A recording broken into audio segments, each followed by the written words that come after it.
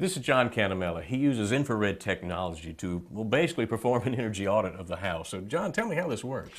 Well, infrared is a certain wavelength, and the wavelength we're looking at is only the transfer of heat waves in infrared, which is part of a spectrum. The infrared camera that you see here only sees heat or lack of it. In this case, we're looking at a wall that has some insulation problems. So you tell me all the blue that I'm seeing. So the blue you're seeing right there is our closer to the outside temperature. Wow. Because my R value in those areas are really low, and there may be a little or zero insulation in those zones.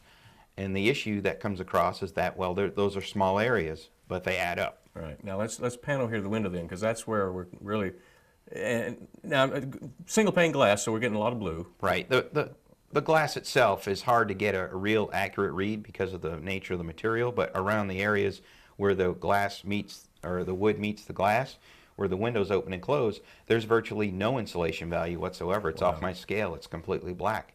And that is one of the reasons the older homes are energy hogs, is because the windows lose lots of energy all around the edges. Well, from what I'm seeing, then we're on the right track to help solve the problem at this house.